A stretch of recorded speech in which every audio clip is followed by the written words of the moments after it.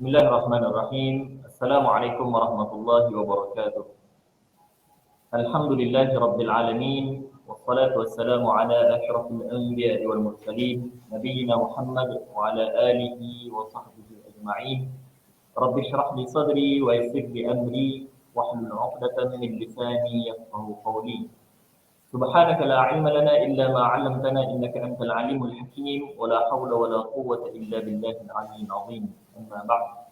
Alhamdulillah, syukur kepada Allah Subhanahu Wa Taala kerana pada pagi yang mulia ini, hari Khamis 10 Ramadan, kita dapat bersama-sama di ruangan maya ini untuk meneruskan bicara kitab Maqasid Puasa yang akan disampaikan oleh yang berbahagia Al-Fadhil Ustaz Datuk Dr. Abdul Basit Abdul Rahman, atau lebih kita kenali dengan Dr. Abu Anas Madani. Program Semarak Ramadan ini diisi dengan kuliah duha online yang membawakan kita seorang tokoh pendakwah yang tidak asing lagi bagi kita, yang akan diadakan program ini, bicara kitab ini sebanyak 4 siri, dan pada hari ini kita alhamdulillah diizinkan oleh Allah untuk meneruskannya pada siri yang kedua. Tuan-tuan, muslimin, muslimat, para penonton sekalian, Quranic Mind merupakan sebuah entiti dakwah yang melaksanakan kerja dakwah Al-Quran dan Salat di Shah Alam, dan kita setiap tahun melaksanakan program Semarak Ramadan untuk mengimarahkan bulan Ramadan dengan pengisian ilmu daripada guru-guru, ustaz-ustazah yang kita jemput khas. Dan di samping itu juga kita juga turut melibatkan sebuah surau yang diberi nama My Surau, yang kita tubuhkan semata-mata untuk menjadi platform dakwah kita di sini, dan juga aktiviti ibadah dapat dilaksanakan dengan baik. Allah Ta'ala berfirman di dalam Al-Quranul Karim, ba'da a'udzu billahi minasyaitonir rajim, Bismillahirrahmanirrahim.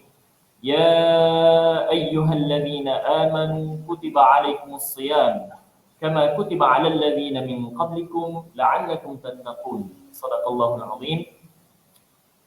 Bicara kitab kita, kitab Maqasidus Shaum karangan Syekh Izzuddin Ibn Abdul Salam, bermula dengan ini saya menjemput yang berbahagia Al-Fadhil Dr. Abu Anas untuk meneruskannya. Falyatafaddal mashkura. Bismillahirrahmanirrahim. Alhamdulillahi rabbil alamin, wassalatu wassalamu ala rasuli rabbil alamin, Nabiyyina wa habibina wa qudwatina Muhammad ibn Abdullah wa ala alihi wa sahbihi wa man sar ala nahjihi wa ihtada bihadihi wa istanna bisunnati ila yaumiddin, amma ba'du. Yang dihormati moderator Al-Fadhil Ustaz Ibrahim bin Husin bin Ibrahim, dan semua warga kerja Quranic Mind, serta muslimin dan muslimat para penonton sekalian, Assalamualaikum warahmatullahi wabarakatuh. Alhamdulillah, kita panjatkan kesyukuran pada Allah Azza wa Jalla kerana pada pagi yang ceria ini kita sudah jalan pelan-pelan tapi sudah masuk 10 Ramadan. Itulah yang kita katakan masa itu sangat cepat berlalu. Sebagaimana kata di para ulama Islam, al-waqtu kas-saif illam taqtahu qata'aka. Masa itu diibarat seperti pedang, kalau kita tak potong dia, dia yang potong kita. Maknanya kita sekarang ni, kalaulah kita tak guna masa di bulan Ramadan ini untuk memenuhinya dengan ibadat, dengan perkara-perkara kebajikan, bermakna kita akan ditinggalkan oleh Ramadan tanpa pengisian yang sepatutnya kita lakukan di bulan yang begini berkat dan banyak ruang-ruang kebajikan yang telah disediakan oleh Allah kepada kita. Maka para jemaah sekalian, itu di antara perkara yang kita perlu ingat dan perlu sedar. Inilah di antara sebab kita adakan kuliah duha, kuliah subuh, macam-macam kuliah. Para asatizah kita bercerita tentang kelebihan-kelebihan yang sepatut kita lakukan, kita amalkan pada bulan Ramadan yang mubarak, yang diberkati ini. Jadi alhamdulillah, seperti yang telah kita mulakan pada siri yang lepas, kita mula dengan Maqasidus Shaum. Maqasidus Shaum, alhamdulillah dalam siri yang lepas kita telah bincang tentang fawaid ataupun faedah-faedah puasa itu, kelebihan puasa ada 7 perkara. Yang pertama, puasa meninggikan darjat takwa seorang hamba yang betul-betul menghayati, mengisi Ramadan dengan amal-amal yang telah disyariatkan oleh Allah Azza wa Jalla.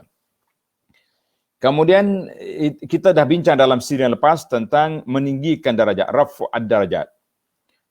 Kita sambung pada hari ini, insya-Allah ada 6 lagi, iaitulah puasa menghapuskan dosa, puasa mengekang nafsu syahwat, yang keempat membanyakkan puasa mengajar kita menjadi pemurah untuk memperbanyakkan sedekah, yang kelima memperkasakan ketaatan, yang keenam mensyukuri Allah yang maha mengetahui segala perkara yang tersembunyi, yang ketujuh menghalang daripada lintasan maksiat dan kesalahan.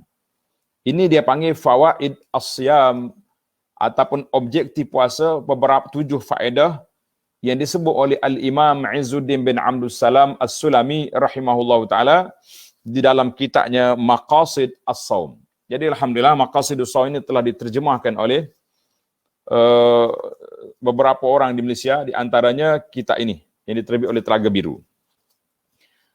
Kalau kesempatan masa, insya-Allah kita pergi kepada setelah tamatnya faedah 7 faedah ni, kita akan pergi kepada adab-adab puasa. Dalam bab yang ketiga ada busyam, beberapa adab puasa.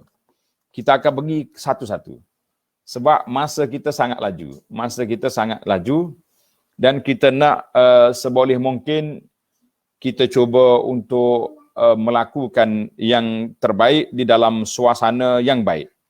Kata orang, kalau kita tak boleh jadi baik lagi di saat orang semua jadi baik, bila lagi nak jadi baik? Bila lagi kita nak jadi orang yang baik? Maka insya-Allah kita jadi orang baik di saat ramai lagi orang lain baik. Alhamdulillah, mudah-mudahan kita termasuk di kalangan orang-orang yang baik, orang yang dapat ihya Ramadan dengan suasana yang begitu aman. Baik, kita pergi kepada faedah yang kedua puasa. Yang faedah yang pertama iaitulah raf'ud darajat. Faedah yang saya tak ulang balik sebab masa kita terhad. Kita pergi kepada faedah yang kedua, iaitu takfirul khati'at. Kata Syekh Izzuddin Abdul Salam rahimahullah ta'ala, wa amma takfirul khati'at, dan adapun penghapus dosa. Ramadan itu sendiri menjadi penghapus dosa. Berdasarkan sabda Nabi sallallahu alaihi wasallam, Ramadanun ila Ramadan mukaffiratun ma bainahunna izajtunibatil kabair. Artinya, maksudnya bulan Ramadan ke bulan Ramadan yang berikutnya. Maknanya valid dia setahun, kan? Setahun punya masa menjadi penghapus kepada dosa di antara kedua-duanya selagi mana seorang itu menjauhkan dosa besar. Syarat dia menjauhkan dosa besar. Maknanya bila kita dosa besar tak buat, dan insya-Allah kita tak akan lakukan selagi kita sedar dan kita waras, kemudian dosa-dosa kecil itu secara otomatiknya Ramadan ila Ramadan. Itu untuk setahun pusingan. Sebab hadis ni panjang sebenarnya. Al-Jum'atu ila al-Jum'ati. Di antara Jumaat minggu ni dengan Jumaat minggu depan. Itu untuk penghapusan, pembersihan seminggu. Kemudian Ramadanun ila Ramadan. Antara Ramadan tahun ni dengan Ramadan yang berikutnya. Maka dia menghapuskan dosa kita, kita kata Alhamdulillah. Jadi dosa itu sendiri telah memberi, Ramadan itu sendiri menjadi pusat pembersihan. Apabila seorang itu masuk, syarat ni, masuk dalam Ramadan dengan keimanan dan melakukan ibadat, mengharapkan pahala daripada Allah Azza wa Jalla, sebagaimana yang disabdakan oleh Nabi sallallahu alaihi wasallam, man shama ramadhana imanan wa ihtisaban, man shama ramadhana imanan wa ihtisaban ghufira lahu ma taqaddama min dzambihi. Maksudnya, sesiapa yang berpuasa pada bulan Ramadan dengan penuh keimanan. Syarat dianya kena dengan penuh keimanan. Kita bukan puasa dengan sebab orang puasa ramai-ramai, kalau aku tak puasa kan rasa malu ke orang. La, kita puasa dengan sebab apa? Dengan sebab iman kepada Allah Azza wa Jalla. Itu yang pertama. Syarat yang kedua, iaitu ihtisaban, yakni mengharapkan pahala daripada Allah Azza wa Jalla. Jadi dua perkara yang kita kena buat. Iman dan wahtisaban. Beriman dan mengharapkan pahala daripada Allah Azza wa Jalla. Hadis ini dikeluar oleh Imam Bukhari dan Muslim. Hadis Ramadan ila Ramadan tadi dikeluar oleh Imam Al-Baihaqi dalam kitab Syu'abul Iman dan lain-lain. Maka para jemaah sekalian, para penonton sekalian, hadis ini menunjukkan kepada kita beberapa perkara. Hadis ini menunjukkan kepada kita beberapa perkara. Yang pertama iaitu yang dihapuskan dosa itu iaitulah dosa-dosa kecil. Ini pandangan majoriti ulama. Jumhur ulama kata as-saghair dunal kabair. Makna dosa yang dihapuskan itu dosa kecil, bukan dosa besar. Dosa besar perlu kepada taubat khas, seperti yang telah kita belajar dalam syarat-syarat taubat, iaitu menyesali perbuatan yang lepas, berhenti daripada melakukannya secara automatik. Yang ketiga, berazam untuk tidak mengulangi balik dosa yang telah dilakukan itu, maka itu yang dikatakan baru dia jadi penghapusan, baru dia jadi taubat.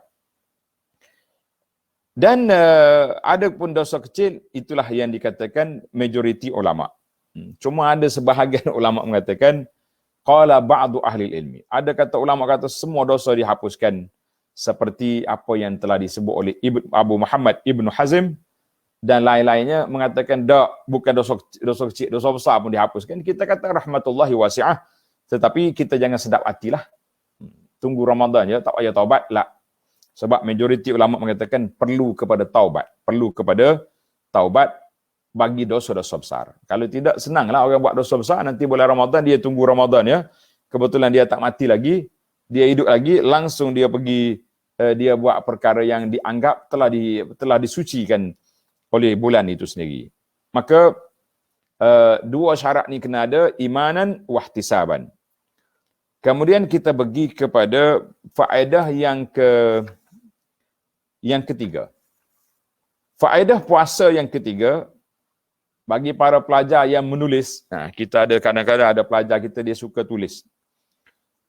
Faedah puasa yang ketiga, iaitu mengekang kasrus syahwat. Dalam bahasa Arab, Izzuddin kata kasrus syahwat, artinya mengekang hawa nafsu. Apa dia maksud kasrus syahwat? Mengekang nafsu ni. Maksud dianya ialah lapar dan dahaga boleh mematahkan syahwat ke arah maksiat. Boleh mengurangkanlah ketajaman, keganasan syahwat itu nak buat maksiat. Sebagaimana yang telah sabit dalam hadis Nabi sallallahu alaihi wasallam yang dikeluar oleh Imam Bukhari dan Muslim, Nabi kita sallallahu alaihi wasallam bersabda, "Ya ma'syaras syabab, wahai golongan orang-orang yang muda." Nabi sebut orang muda ni sebab apa? Sebab biasanya orang muda ni yang belum ada isteri, kan? "Man istata'a minkumul ba'ata", sesiapa yang ada kemampuan, al-ba'ah di sini kemampuan untuk berkahwin. Berkahwin tu dengan belanja kahwinnya, dengan kemampuan fizikalnya, semua kemampuan lah. Ada setengah orang tu fizikalnya mampu tapi keuangan poket tak mampu, itu pun satu masalah. Sebab bila kahwin, isteri dia ada tak ada isteri, ada tanggungjawab. Kita kena beri makan kepada anak orang, beri pakaian dan sebagainya. Maka Nabi kata siapa ada kemampuan, falyatazawwaj, naklah dia kahwin. Fa innahu aghaddu lil basar wa ahsanu lil farji. Mana dia kahwin tu boleh menundukkan pandangan kita. Kenapa nak pergi tengok perempuan lain? Kita sudah ada isteri, tengok je isteri sendiri. Yang halal lagi tayyib. Sebab itu orang nak kahwin ni, di antara sunnah Nabi SAW, Nabi suruh pergi tengok dulu. Jangan wakil orang tengok. Tak apalah, mana-mana mak berkenan saya pun pakai setuju. La, tidak boleh. Tidak boleh kita kata mana-mana yang mak suka saya setuju. Tidak boleh. Kita kena kata orang yang nak kahwin sendiri kena kita tengok. Dia suka tak suka dengan calon tu. Kalau dia suka, mata dia sudah berkenan, maka dia boleh teruskan. Kalau tak suka, cakap dengan mak dia, maaf lah mak, kan? Saya tak suka. Sebab kahwin tu dia campur dua agama dengan nafsu. Baik, kita tak panjang sini sebab bukan tajuk kita. Wa ahsanu lil farji, dan perkahwinan juga boleh menjaga faraj. Maka kategori yang ketiga, wa man lam yastati' fa alaihi bis-shaum. Siapa tak mampu, hendaklah dia berpuasa. Maknanya dalam hadis ni kata, dalam tajuk kita ni, puasa boleh mengekangkan nafsu, fa innahu lahu wija'. Seolah-olah bila dia puasa, dia boleh mematahkan syahwat dia dengan puasa yang betul lah. Kita hari ni puasa tak makan 12-13 jam, tapi bila buka puasa lebih dahsyat daripada bulan tak puasa lagi dah. Sebab setengah negeri ada bazar, setengah negeri sudah tidak ada bazar. Negeri kita ni dibatalkan bazar di saat akhir sebab yang adanya swab, yang adanya COVID positif ramai, maka dibatalkan. Kita mengatakan puasa yang betul-betul, kita buka puasa mengikut sunnah Nabi SAW, kita sahur juga sama, maknanya insya-Allah puasa itu menjadi wija', menjadi pengekang kepada nafsu. Itu ibarat. Baik. Ini dia panggil faedah yang ketiga dalam bab puasa, iaitulah nak mengekangkan nafsu seorang hamba Allah Azza wa Jalla. Bila kita puasa, tengok ni, bila seorang tu puasa, dia lapar. Lapar dan dahaga. Bila dia lapar dengan dahaga, nafsu hanya duk fikir nak makan. Dia fikir nak makan. Dia tak fikir nak pergi buat benda-benda yang tak baik. Itu di antara sebab puasa itu menjadi wija'. Puasa itu menjadi wija'. Masya Allah, tabarakallah. Jadi kita kena belajar lah. Kemudian Rasulullah sallallahu alaihi wasallam membuat perumpamaan peranan puasa ini dalam kitab Izzuddin lagi ni, yang mengekang nafsu syahwat seperti memukul kedua-dua telur, makna kasi. Laki dia panggil kasi. Dia pecahkan batu dia, hayawan jantan, untuk mengekang nafsunya. Lembu ni kalau nak suruh dia besar gemuk, kena kasi dia punya batu tu supaya dia tak fikir nak pergi cari gu lagi, dia fikir makan dia. Jadi manusia ni pun kalau dia lapar, dia tak fikir lagi benda lain, dia fikir nak makan, macam mana dia nak makan, macam nak minum. Lebih-lebih lagi kalaulah kita pula berpuasa pula di musim panas yang sangat mencabar. Duk mikir nak minum air, tak fikir benda lain. Dalam hadis lain, Imam Izzuddin bawa lagi satu hadis,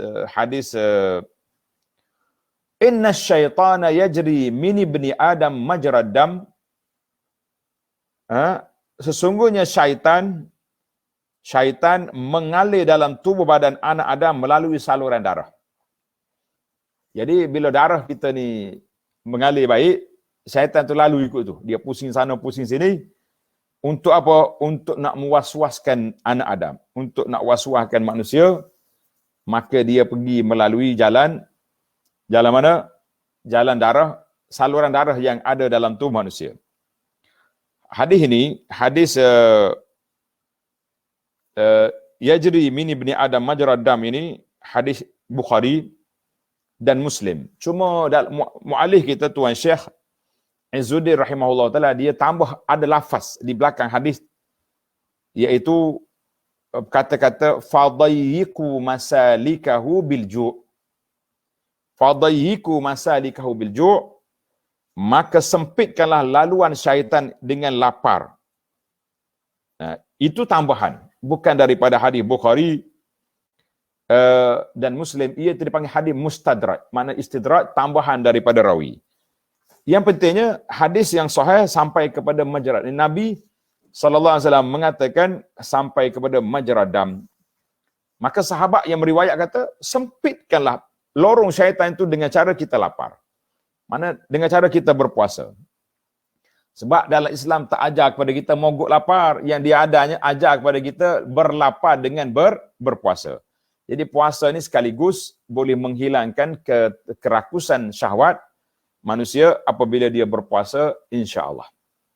Sebab itu ulama berbahas tentang masalah orang ni dia nak melakukan persetubuhan di siang hari Ramadan. Ada kata minum dululah. Makan dulu, minum, kemudian lakukan perbuatan tersebut. Jadi majoriti ulama tetap mengatakan dosa 2 kali. Dosa makan satu, dosa melakukan persetubuhan itu sekali yang kedua. Jadi sebagian ulama kata dia tak perlu bagi kafarah, kita kata usahlah bermudah-mudah, sebab orang yang boleh berfikir sedemikian rupa, dia boleh berfikir sedemikian rupa, bermakna dia sudah tahu apa? Sudah tahu perbuatan itu dosa. Kalau tidak, dia tak tahu, dia buat je, ni pergi makan dululah supaya tak kena. Maknanya dia ada pendidikan, ada pelajaran. Kalau dia tahu macam ni, kenapa dia tak ambil kereta dia? Kenapa dia tak naik motosikal dia? Pergi i'tikaf di masjid. Ataupun nak i'tikaf di masjid tak boleh juga kan? Nanti duduk fikir macam-macam. Pergi je, pasal pagi ke, pergi dalam kebun ke, menjauhkan diri daripada daripada kawasan yang sangat berbahaya, yang kritikal itu. Keluar daripada rumah. Jadi kenapa kita nak cari jalan yang boleh mengundang kemurkaan Allah Azza wa Jalla dengan semata-mata kita berhelah, mencari helah untuk nak melepaskan kafarah. Tapi kita buat perbuatan yang mungkar. Perbuatan maksiat yang telah dilarang oleh Allah dan juga dilarang oleh Nabi sallallahu alaihi wasallam. Mana tujuan kita puasa itu nak tadyiq majrad dam, nak sempitkan perjalanan darah. Jadi alhamdulillah, itu di antara kelebihan puasa. Kita pergi kepada kelebihan faedah yang keempat, amma taktsirus sadaqat. Faedah yang keempat iaitu memperbanyakkan sedekah. Kita bila kita nak masuk bulan Ramadan, kita berpuasa, kita kena banyak bersedekah. Lish. Kata Tuan Syekh, fali anna as-saim iza jaa tazakkara ma indahu minal ju'. Adapun dianjurkan memperbanyakkan sedekah bagi orang yang berpuasa ialah apabila dia lapar. Bila dia lapar, dia akan dapat mengingati lapar, menjiwai kelaparan yang dirasai. Aku ni lapar. Nak makan tak boleh puasa. Duit banyak dalam poket. Kalau pergi kat bazar pun boleh beli, tak boleh makan. Maka ketika itu, dia akan terfikir.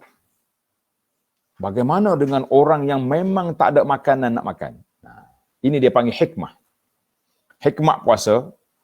Dia kata bagaimana dengan orang yang memang tak ada makanan? Duit pun tak ada, makanan pun tak ada. Dua-dua sekali dia tak ada, macam mana dia nak makan? Kita kata Masya Allah, maka dia mengingatkan. Lantas, bila dia berfikir tentang kelaparan yang dia hadapi, dia berfikir kepada orang miskin yang memang lapar, maka lantas boleh menggalakkannya untuk memberi makan kepada orang yang sedang kelaparan. Itu panggil. Karena itulah kata syair, fa innama yarhamul usyaqa man ashiqa. Fa innama yarhamul usyaqa man ashiqa. Maksudnya, maka sungguhnya hanya orang yang rindu mengasihi mereka yang dirindui. Kata Tuan Syekh lah. Wa qad balagana, telah sampai satu kisah. Syekh kita ni dia tak bawa apa sanad, cuma dia kata dia dengar cerita sampai kepada khabar bahawa Nabi Sulaiman ataupun Nabi Yusuf alaihima wa ala nabiyyina salatu wassalam tidak akan makan sehingga semua orang yang ada hubungan dengannya makan. Masya Allah. Maknanya dia tengok keluarga dia makan, orang-orang yang bawah jagaan dia makan, barulah dia makan. Kenapa? Fasu'ila anzalik. Orang tanya, kenapa Tuan Nabi? Kenapa tak makan dulu? Qala akhafu an asba' fa ansal ja'i'. Allahu Akbar. Tanda tuan-tuan. Akhafu an asba' fa ansal ja'i'. Aku bimbang, takut aku kenyang, aku terlupa kepada orang lapar. Jadi sekarang ni aku sedang lapar, aku fikir orang ni makan, orang ni makan, orang ni makan. Sebab itulah kita kadang-kadang bulan Ramadan ni, Masya Allah, kan? Bulan Ramadan ni, kita tengok di antara orang yang kemudian makan, mak kita. Dia panggil anak-anak dulu. Mula-mula dia bangun tidur, dia pergi wudu, dia tahajud dulu sekejap. kemudian dia pergi masak makanan atau panaskan makanan, kemudian dikejutnya anak, kadang-kadang sekali ngepok, sekali isteri yang kejutkan, kita kata Masya Allah, Tabarakallah. Kemudian dia suruh orang makan dulu.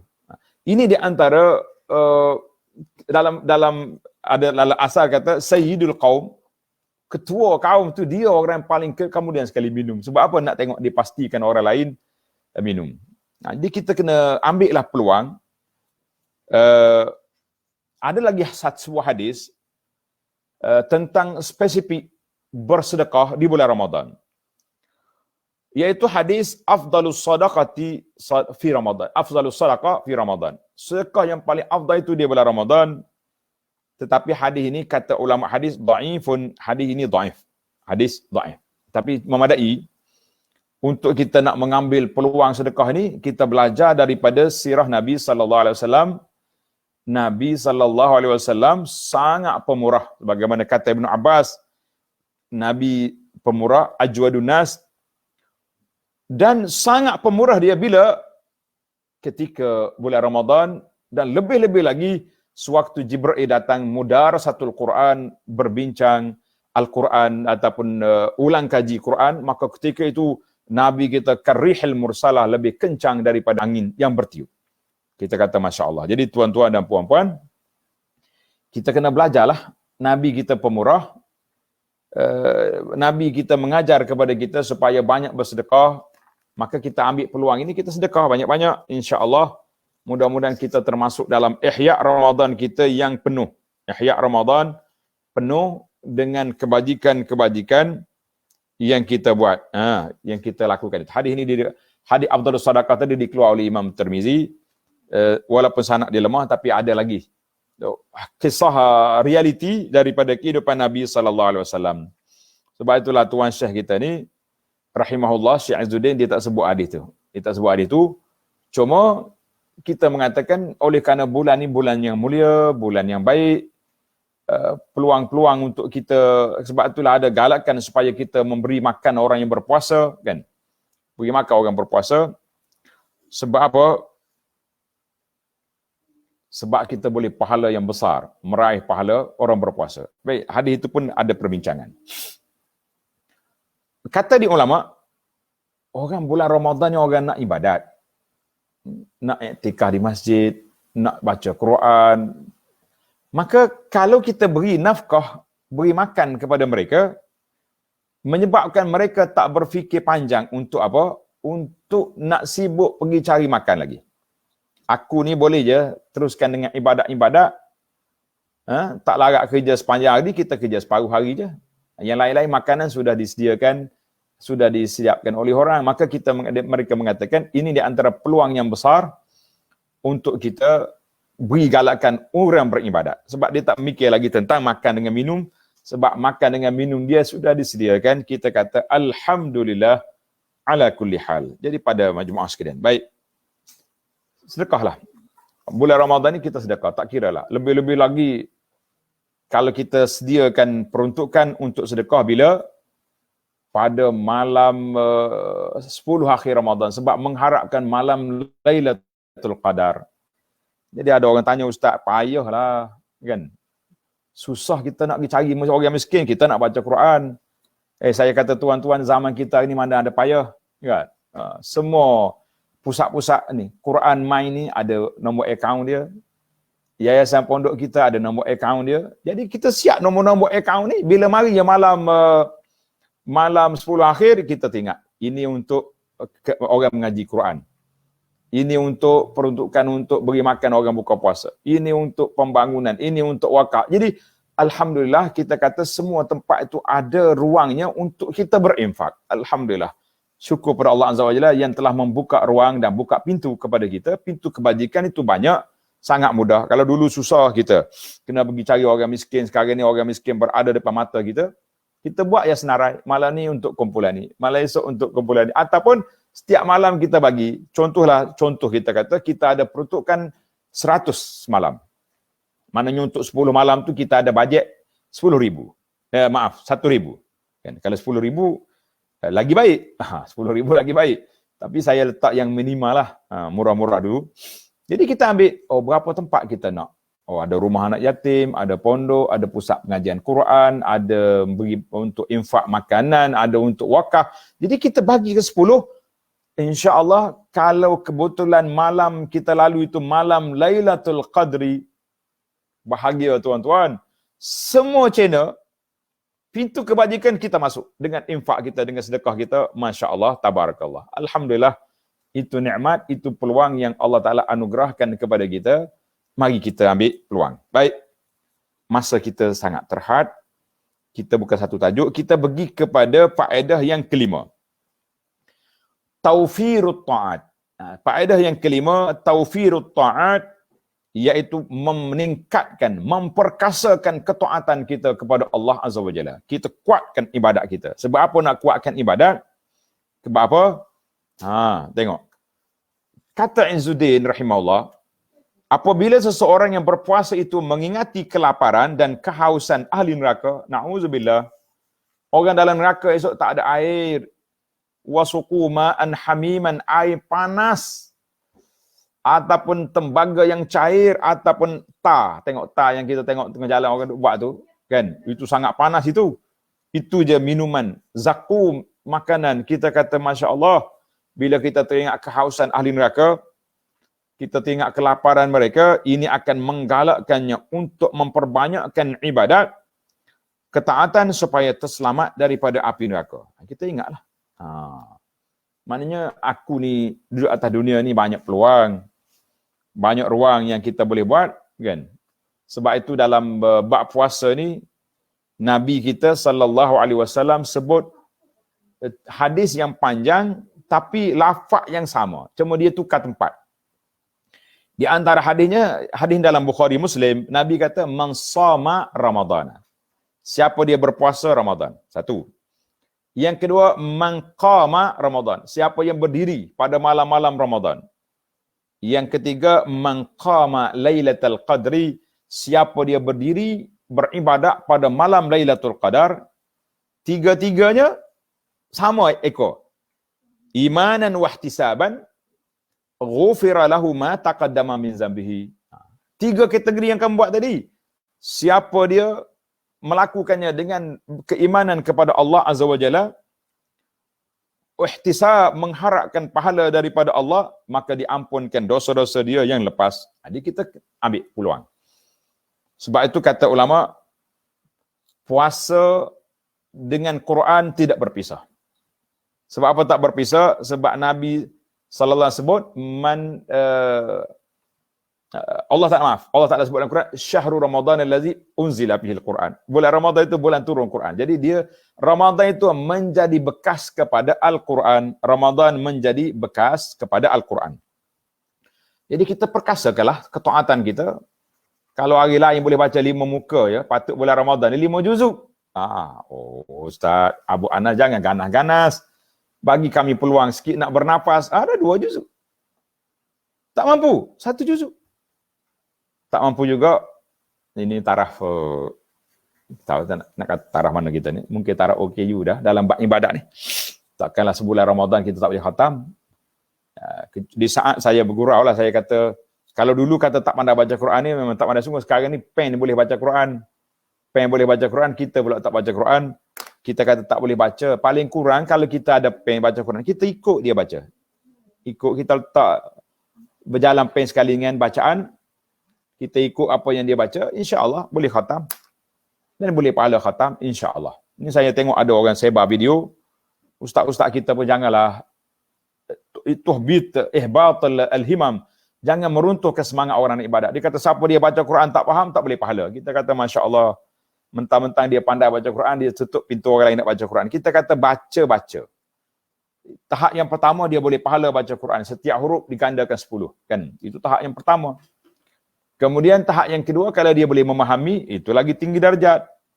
Tahap yang atas sekali, apabila dia boleh beramal dengan apa yang belajar. Itu yang dipanggil kemuncak daripada ilmu Al-Quran itu duduk di beramal dengan Quran. Baiklah pada jemaah sekalian, kita nak pergi kepada, tadi saya dah sebut, taufir at-ta'at, maknanya pintu ruang kebajikan itu luas. Buatlah segala perkara ketaatan.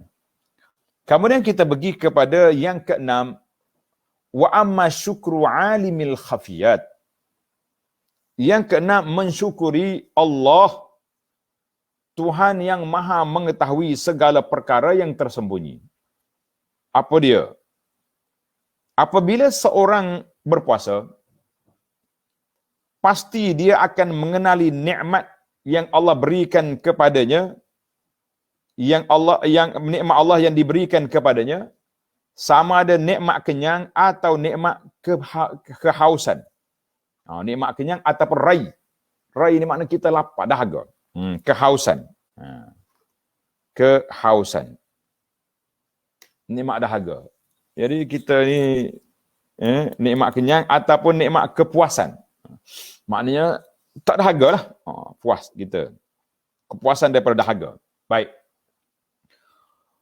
Allahu Akbar. Kenyang, puas kita makan minum, lantas dia akan bersyukur kepada Allah Azza wa Jalla, sebagaimana kata ahli-ahli fikir, dia kata apa? Fa innan ni'ama la yu'rafu miqdaruha illa bifaqdiha. Menarik kata-kata ni. Fa innan ni'ama, sesungguhnya nikmat itu, kedudukan nikmat tidak akan diketahui kecuali selepas hilangnya nikmat tersebut. Jadi kata di para ulama, nikmat ni kita tak terasa dia tu nikmat kecuali setelah hilang nikmat. Waktu kita muda, gigi penuh di mulut dah. Kita nak makan kepala ayam, sendi ayam, semuanya lantak belaka. Ya. Tulang ayam pun dia hancurkan lagi walaupun tak telan kita kata. Tapi bila sudah tua sikit, gigi mula cabut, masya-Allah, nak cari makan apa yang lembut-lembut, mana kita kata hilang dah nikmat. Dulu kita berjalan, berlari. Sekarang ni jalan bertongkat. Dulu semua kita pantang. Kata orang pantang jumpa. Nak makan daging, pantang jumpa. Bismillah. Nak makan masin, pantang jumpa. Bismillah. Sekarang ni semua kita berpantang. Tuan, ini air sedap ni, jus. Gula banyak? Banyak. Tak boleh. Kecil manis. Ni daging sedap ni. Daging sedap ni. Dia panggil apa ni, sistem baru ni. Larut dalam mulut daging. Masya Allah, tabarakallah. Darah tinggi. Pula nak makan ikan kering pun tak boleh. Nak makan budu pun tak boleh sebab masin. Sebab darah tinggi. Kita kata orang yang hilang nikmat. Maka bila kita puasa, kita terasa syukurnya kepada Allah Azza wa Jalla dengan sebab apa? Kita hanya diberi oleh Allah Azza wa Jalla seketika tak boleh makan. Bila waktu kita boleh buka puasa, ketika itulah datangnya sabda Nabi sallallahu alaihi wasallam, lis-shaimi farhatan. Bagi orang berpuasa itu ada dua kegembiraan. Bagi orang puasa itu ada dua kegembiraan. Dia gembira ketika buka puasa dan dia bergembira yang paling besar apabila dia bertemu dengan Allah Azza wa Jalla. Itu yang paling utama, yang paling gembira, yang sedap. Maka kita para jemaah sekalian, kita kena banyak bersyukur kepada Allah Azza wa Jalla dengan nikmat. Allah Ta'ala uji kita 13-14 jam tak boleh makan. Satu ada orang tanya, dia kata, Ustaz, kenapa Tuhan tak tukar puasa ni waktu malam? Ya, bermula maghrib, puasa. Atau bermula isya. Ya. Jadi kita bersahur bila? Waktu maghrib. Sahur. Orang azan maghrib, habis tamat. Pergi tarawih. Sudah tarawih, balik tidur. Pagi esok boleh makan balik. Kita kata, Masya Allah, mana rasa puasanya? Asyik tidur je. Baiklah para jemaah sekalian, itu yang keberapa? Yang keenam, fawaidus siyam. Kita pergi kepada yang ketujuh. Yang terakhir, faedah yang terakhir, al-inzijaru an khawatiril ma'asi wal mukhalafat. Puasa menghalang diri daripada lintasan maksiat dan kesalahan. Orang tak mikir, tak khayal nak buat maksiat di bulan Ramadan. Tengok dia punya penjelasan, Syekh. Apabila nafsu kenyang, pasti ia cenderung mencari maksiat dan suka kepada kesalahan-kesalahan, melanggar SOP syariat sebab dia sudah kenyang. Sebaliknya, apabila lapar, dan dahaga, haus, maka ia akan cenderung mencari-cari makanan dan minuman. Kecenderungan nafsu dan kesibukan mencari makanan adalah lebih baik daripada mencari maksiat dan kesalahan. Jadi sibuk nak buka puasa, nak makan apa, kita pun daripada tengah hari lagi, dah siap buat persiapan menu nak makan. Jadi kita tak pergi pak maksiat, kita duk cari apa yang kita nak makan waktu berbuka puasa nanti, insya-Allah. Kita kata ini satu nikmat anugerah Allah Azza wa Jalla kepada kita. Oleh sebab itu, sebahagian daripada ulama salaf mengutamakan puasa mengatasi ibadat lain. Ini sebahagian ulama lah. Sebahagian ulama kata, utamakan puasa daripada ibadat lain. Kemudian ia ditanya tentang hal demikian. Orang tanya, Syekh, apa maksud? Kenapa tuan kata puasa lebih baik daripada ibadat lain? Ini dia punya pandangan. Dia kata, kerana Allah Ta'ala yang maha melihat akan nafsuku, dalam keadaan nafsu mengajakku kepada makan dan minum, lebih disukai oleh aku dari Allah melihat aku dalam keadaan nafsu mengajak aku kepada maksiat ketika aku terlalu kenyang. Itu dia punya pandangan. Selain itu, puasa baik. Cuma kata di para ulama, pandangan ini mengutamakan puasa daripada ibadat yang lain, itu ba'dul ahli ilmi. Itu pandangan sebahagian ulama. Mazhabul jumhur, mazhab majoriti ulama mengatakan as-salatu taqdim as-salah ala sa'iril a'mal. Solat lebih utama daripada puasa. Solat lebih utama daripada puasa sebagaimana yang telah ditakrirkan oleh Imam Ibn Hajar Al-Asqalani dalam kitabnya Fathul Bari. Kita mengatakan yang penting bagi kita semua ibadat itu utama belaka. Cuma kalau nak banding sama-sama dia banyaklah kan. Alhamdulillah itu di antara 7 perkara fawaid as-siyam yang disebut dalam kitab Maqasidus Shaum oleh Al-Imam Izzuddin bin Abdul Salam rahimahullahu ta'ala.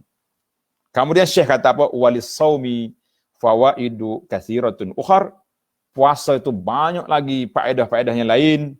Seperti, contohnya dia kata kesihatan mental.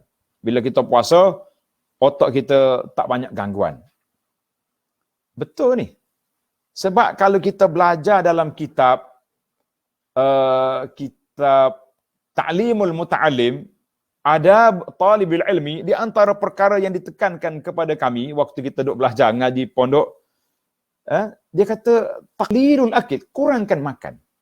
Sebab bila kita makan ni dia boleh jadi letih, boleh jadi kenyang, boleh jadi mengantuk, macam-macam. Jadi kita kurangkan dia. Baik. Yang kedua, salamatul abdan, mana diet kita makan, kurang makan ni boleh menyelamatkan tubuh badan. Makna tubuh kita sihat. Walaupun hadis yang mengatakan sumu tasihu itu tidak sahih, berpuasalah tentang kamu sehat sebagai tamu kamu sehat, tetapi kata di para ulama memang dari sudut tib, dari sudut perubatan, puasa memang membawa kepada kesehatan. Jadi insya-Allah kita berpuasa. Tapi ingatlah, puasa bukan kerana diet, puasa imanan wahtisaban. Kalau puasa sahabat, kenapa puasa? Saya tengok awak ni Senin Khamis puasa sebab nak diet, nak lari tajuk. Puasa kerana Allah Azza wa Jalla dan sekaligus diet tu datang. Apa lagi?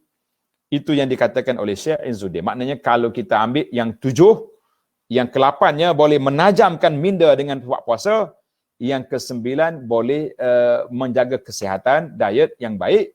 Mana ada 9 kelebihan berpuasa di dalam kitab kita ini. Alhamdulillah. Baiklah para pelajar sekalian, para jemaah sekalian, tamatlah kita.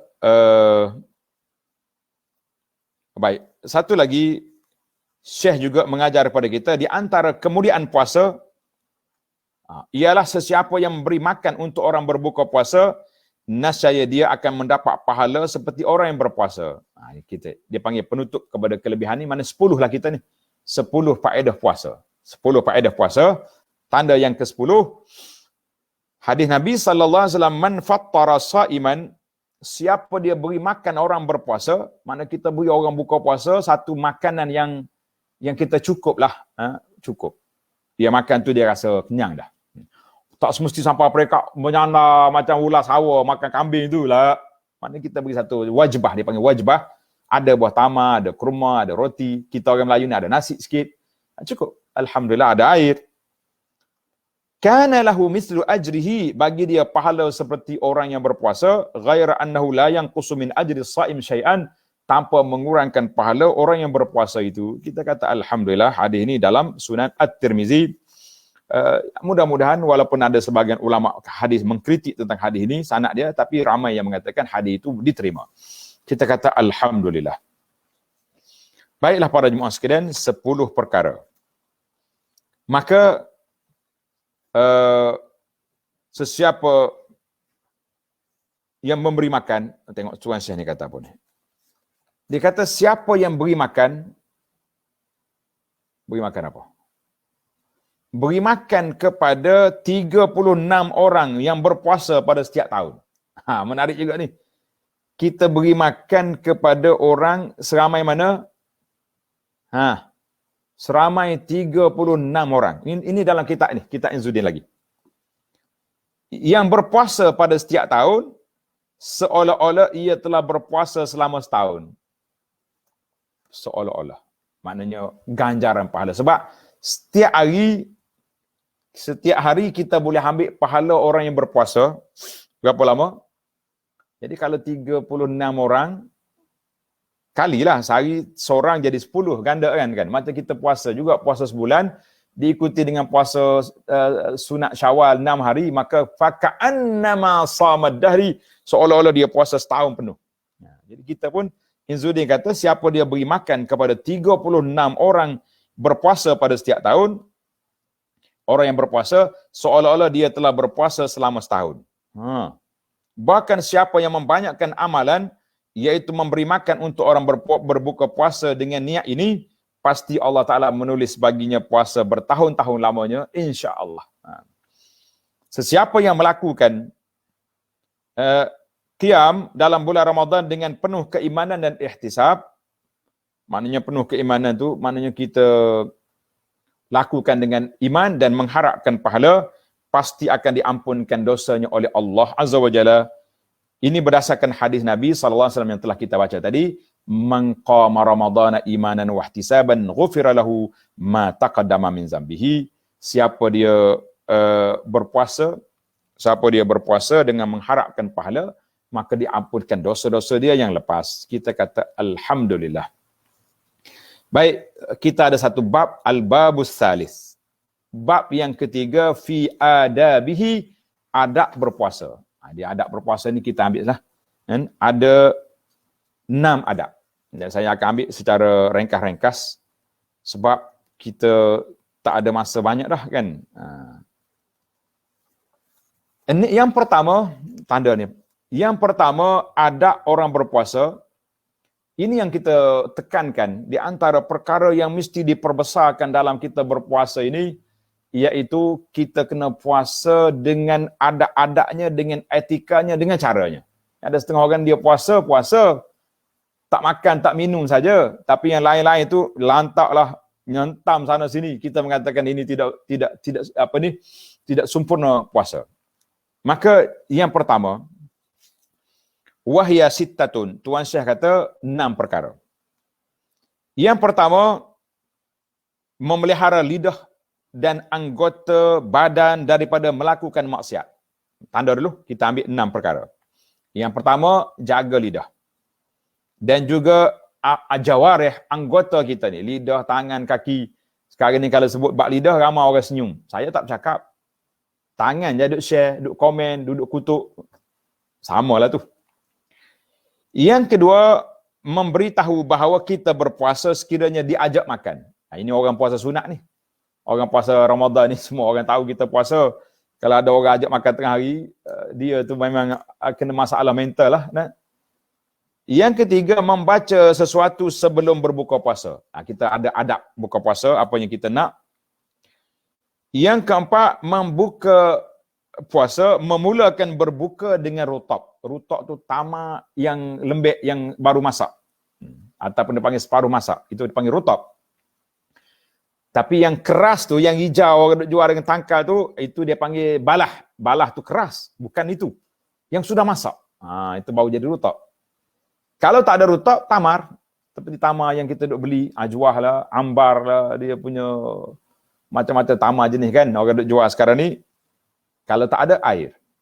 Mana tartib dianya rutab, tamar, air. Tapi kalau kita ada rutab, kemudian minum air. Kalau tak ada rutab, tamar, air. Yang kita sibuk-sibuk beli kuih, orang Kelantan kata onda-onda, teri mandi, gajah mandi abu, apa benda yang kita itu tak masuk dalam sunnah Nabi SAW. Yang kita sunnahnya rutab, tamar. Rutab, tamar, air. Itu permulaan. Lepas itu, bismillah lah. Yang kelima, menyegerakan berbuka puasa setelah dipasti masuk waktu. Ingat baik. Sebab itulah para jemaah kita kena hati-hati kan. Sekarang ni orang duk sibuk, ada masjid yang terawalkan azan. Baru ni radio. Silap juga. Yalah manusia ni kita tengok jam macam dah betul. Rupanya silap. Jadi kita kena hati-hatilah. Di rumah kita ada takwim, ada kalender, ada ni, ada macam-macam alat. Jadi kita cuba, kalau nak orang dah azan, kita tengok betul ke waktu ni. Jam saya setengah minit lagi, jangan makan. Kita makan bila kita pastikan benda tu dah jadi. Tapi jangan terlewat. Itu jadi kumpulan Syiah pula. Syiah ni, dia tengok langit tu dah gelap baru dia makan. Itu lain. Maknanya kita pastikan kita punya azan sudah masuk waktu makan. Bismillah. Yang keenam, melewatkan sahur. Berbuka puasa cepat dan sahurnya kena lambat. Sahur tu dekat dengan nak azan subuh dah. Baru kita makan. Ini ada setengah orang ni dia malah bangun. Belum tidur pukul 12 tu dia lantak sahur siap-siap. Dia kata pagi esok kalau bangun, kalau tak bangun pun tak apa. Masya Allah, tabarakallah. Itu tidak sunnah. Yang sunnahnya kita kena ikut satu-satu. Baiklah para jemaah sekalian. Yang pertama sekali, iaitu menjaga lidah kita. Jaga lidah dan jaga anggota kita daripada apa? Melakukan maksiat, melanggar perintah Allah, ataupun bahasa yang kita guna hari ini, melanggar SOP syariat. SOP syariat. Kita langgar SOP PKP kena 10,000. Langgar SOP syariat kalau tak taubat, dosa. Neraka, na'udzubillah. Jadi kita kena jaga betul-betul. Dalam hadis Nabi sallallahu Nabi kita bersabda, "Man lam yada' qaula zuri wal 'amal bih, falaysa lillahi hajatun fi an yada'a ta'amahu wa syarabahu." Sesiapa yang tidak meninggalkan kata-kata palsu, maknanya masih lagi berdusta, bohong dalam bulan Ramadan dan masih lagi beramal dengannya dan tidak meninggalkan perbuatan yang buruk walaupun dia sedang berpuasa, maka Allah tidak berhajat, maknanya tidak mau spesif puasa seperti ini dalam hal meninggalkan makan dan minumnya. Makan tak, minum tak, yang makan minum itu benda halal. Bukannya benda haram, tapi kita tak makan kerana Allah tak benar makan. Kenapa kamu lantak pula pergi mengumpat orang, maki orang, kutuk orang di saat ini? Lagi dahsyat. Kita mengatakan itu yang berat. Hadis ini dalam Bukhari. Dalam hadis lain, Nabi juga beritahu, rubba qa'im hazzuhu min qiyamihi sahar. Boleh jadi ada orang yang berdiri malam tapi habuannya berjaga malam, tak dapat pahala sebab tidak ikhlas. Wa rubba sha'im, boleh jadi ada orang yang berpuasa sedangkan habuan puasanya hanyalah lapar dan dahaga, maknanya dia tidak dapat pahala banyak. Tak dapat pahala banyak. Sebab apa? Kenapa? Sebab dia tidak menjaga apa? Menjaga hak-hak puasa seperti yang telah disebut tadi. Hadis ini dikeluarkan oleh Imam Al-Baihaqi dalam Sunan Al-Kubra. Baik. Adab yang kedua, kalau orang ajak kita makan, apabila dia ajak makan ketika hari berpuasa, hari puasa lah, hari kita puasa sunat, maka kita jawab, maaf tuan, saya berpuasa. Falyaqul inni sha'im. Seseorang itu hendaklah berkata sedemikian untuk meminta keuzurannya kepada orang yang menjemput atau mengajaknya makan. Ini bertujuan untuk tidak menggoreskan hati orang tersebut. Tak makan dia. Tak, saya puasa, Syekh. Namun sekiranya ia bimbang akan dikatakan riak, maka dia boleh bersindung dengan keuzuran lain. Minta maaf lah. Saya hari ni ada janji ke macam mana ke. Yang pentingnya dia tak nak cerita dia puasa. Kalau kita boleh cerita, kita tak riak, kita kata ya puasa. Kalau kita sebut puasa menyebabkan kita riak, ada perasaan tak baik, usah. Jangan dicakap kan. Sebab Nabi kata dalam hadis, kalau orang panggil kita, kita pergi. Kalau kita tak puasa, kita makan. Kalau kita berpuasa, falyusalli, kita pergi doakan kepada tuan rumah. Allah Taala berkatilah majlis kahwin. Kalau majlis kahwin Allah Taala berkat. Jadi kita doakan kepada mereka. Tuan rumah pun ingatlah juga, orang ni puasa, mari rumah kita tak makan. Bisik-bisiklah kat dapur, ada Tupperware kosong tak? Ada polisterin pinggan tak? Masuk dalam tu, ambil balik buka puasa. Isteri puasa juga, puasa. Untuk 2 orang sekali. Masya Allah, tabarakallah. Lagi besar pahala. Dia datang rumah kita, kita beri pula makanan untuk dia berbuka puasa, kita kata Masya Allah. Baik, yang ketiga, ma yaqulu iza aftara.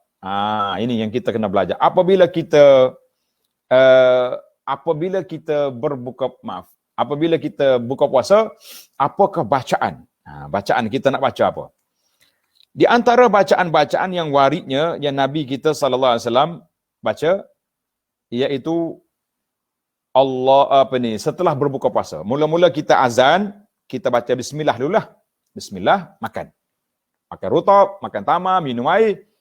Kemudian kita baca doa ni. Zahabaz zama'u wabtallatil uruqu wasabatal ajru insya-Allah. Tak payah duduk berlagu lah kan. Baca je lah. Mana zahabaz zama'u wabtallatil uruq wasabatal ajru insya-Allah. Sudah basah lah. Kita punya orak hilang dahaga. Orak-orak dah basah. Serta tetaplah pahala insya-Allah. Hadis ni dikeluarkan oleh Imam Abu Daud. Elok kita baca doa ni. Kalau kita nak baca tu, yang biasa kita baca, Allahumma laka sumtu wa ala rizqika aftartu. Kan? Ya Allah, bagimu lah aku berpuasa, dengan rezekimu lah aku berbuka puasa. Boleh sebagai doa, walaupun hadis itu ada perbincangan dari sudut sanad. Kita kata untuk berdoa, baca. Ada lagi doa lain, alhamdulillahillazi a'ani fasumtu warzaqani fa'aftartu. Segala puji bagi Allah yang telah membantu aku untuk berpuasa dan dengan rezekinya aku berbuka. Bacalah apa saja pun, tapi kalau eloknya kita baca yang pertama tadilah, zahabaz zama'u wabtallatil uruqu wasabatal ajru insya-Allah. Hadis ini dengan Abu Daud dengan sanad yang baik. Jadi alhamdulillah para jemaah sekalian, ada satu risalah yang saya keluarkan. Tajuk risalah kita ni sunnah adab sahur dan iftar. Iftar. Boleh ambil di Facebook saya ni, Abu Anas Madani ada sana. Ada bacaan adab dan ada adab untuk sahur dengan iftar, dua-dua sekali. Boleh baca. Boleh bagi-bagikan kepada kawan. Baik. Kita pergi kepada adab yang keempat, iaitu apa benda yang kita nak. Tadi bacaan. Yang ini kita nak beriftar dengan apa? Jawabnya kita mula dengan rutab. Rutab. Kalau tak ada rutab, tamar. Kalau tak ada tamar, air. Itu permulaan. Tapi kalau kita tertib, eloklah. Rutab, air. Tamar, air. Rutab pun ada, tamar pun ada. Rutab dulu. Tamar nanti malam. Boleh kita buat. Berdasarkan hadis Nabi SAW sebut, hadis dalam Abu Daud, dia kata, Iza aftara, apabila kamu berpuasa, falyuftir ala tamri. Adalah dia berbuka dengan tamar. Berbuka dengan tamar. Fa illam yajid fa alal ma. Kalau tak ada tamar, dia berbuka dengan air. Tapi dalam hadis lagi, Nabi kata, Anas kata, Nabi sallallahu alaihi wasallam kana yuftir, Nabi kita berbuka puasa sebelum dia solat. Ala rutabatin, beberapa biji rutab. Itu yang pertama. Fa illam yakun, kalau tak ada rutab, fa tamarat, baru dia pergi pada tamar. Itu dipanggil tertib. Fa illam yakun, tak ada juga, hasawatin ma, Nabi kita teguk beberapa, teguk air. Allahu Akbar. Nabi kita ni rumah dia, kadang-kadang tak berasak dapur sampai sebulan, tuan-tuan. Rumah kita hari ni, Masya Allah, berapa plastik yang kita nak buang daripada makanan yang diberi-beri, yang dibeli banyak sangat tu. Baik, adab yang kelima, menyegerakan berbuka puasa apabila sudah masuk, pastikan masuk waktu. Jangan lambat-lambat. Kalau yang lambat-lambat buka puasa ni siapa? Geng-geng Syiah tu nama dia. Yang lambat-lambat buka puasa, itu puak Syiah. Yang keenam, melewatkan sahur, maknanya akhirkan sahur sehingga dekat nak subuh. Bukan lewat sampai masuk waktu subuh, jangan. Sabda Nabi SAW dalam hadis Bukhari, Nabi kata, la yazalun nasu bi khairin ma'ajjalul fitr. Umat aku dalam keadaan baik selagi mereka menyegerakan buka puasa bila masuk waktu. Yang lambat-lambat buka puasa itu puak Syiah, kan? Dan ada riwayat lain kata, li'anna al-yahud wan nasara yuakhirun. Yahudi dengan Nasara dia lambat sikit buka, termasuklah puak Syiah. Dan yang keenam iaitu sahur. Dalam hadis Nabi sallallahu yang sahih, Nabi kata apa? Tasahharu fa inna fis suhuri barakah. Hendaklah kita bersahur kerana sahur itu berkat. Berkat waktu pagi, waktu mustajab doa, macam-macam. Maka Nabi kita sallallahu alaihi wasallam supaya galakkan kita akhirkan sahur, awalkan buka puasa bila masuk waktu, dan satu lagi sahur iaitulah beza di antara puasa kita dengan puasa Ahlul Kitab. Puak-puak Yahudi dengan Nasara, mereka berpuasa dia tak sahur. Pasal itulah saya nasihat kepada anak-anak kita ni, bangun makan sahur walaupun malah nak bangun, minum, makan buah tamar, 3 biji, 5 biji, 7 biji tamar, minum air, pergi solat subuh. Daripada langsung tak bangun. Sebab apa? Yang tak bangun makan sahur ni Ahlul Kitab. Itu siam Ahlul Kitab. Kita kata biarlah kita berbeza dengan mereka. Para jemaah sekalian, alhamdulillah, tamatlah perbincangan kita. 7 faedah puasa dan 6 adab puasa. Jadi insya-Allah kita akan masuk dalam siri yang akan datang. Siri yang akan datang Al-Babur Rabi'. Al-Faslur Rabi' fima yujtanabu fih, iaitulah perkara yang perlu dijauhi ketika berpuasa. Insya-Allah tuan-tuan yang nak cari kitab ni, tajuk dia nikmatnya berpuasa. Nikmatnya berpuasa oleh Syekh Izzuddin Abdul Salam dan diterjemah oleh sahabat saya Ni Abdul Rahim, diterbit oleh Telaga Biru.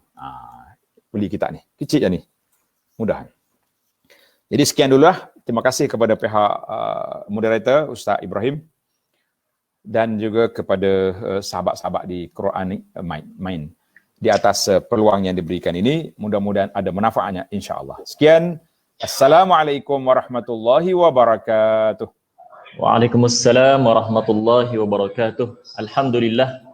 Syukur kepada Allah Subhanahu Wa Taala atas keizinannya kita berjaya selesaikan kelas kita ataupun pengajian kita pada hari ini. Jazakumullah khairan katsira diucapkan kepada Al-Fadil yang berbahagia Datuk Dr. Abu Anas Madani atas kesudian beliau untuk membimbing kita pada hari ini meneruskan bicara kitab Maqasidus Shaum, yang mana hari ini kita berhenti di adab-adab kita berpuasa. InsyaAllah tuan-puan muslimin, muslimat, hadirin dan hadirat yang dikasihi sekalian, Quranic Mind mengalu-alukan penglibatan semua dalam program Semarak Ramadan ini, dan bagi mereka yang berhajat atau berminat untuk memberikan sumbangan dan juga dokongan, bolehlah tekan link pada pin komen yang telah pun kita pinkan di ruangan komen. Dan tuan-puan juga dijemput bersama untuk turut sama menyumbang kepada yayasan pondok Tuan Guru kita, Pondok Sungai Durian, seperti nombor akaun yang tertera di laman ini. Untuk itu, marilah sama-sama kita selesaikan pengajian kita pada hari ini dengan saya ucapkan wabillahi taufiq wal hidayah. Wassalamualaikum warahmatullahi wabarakatuh.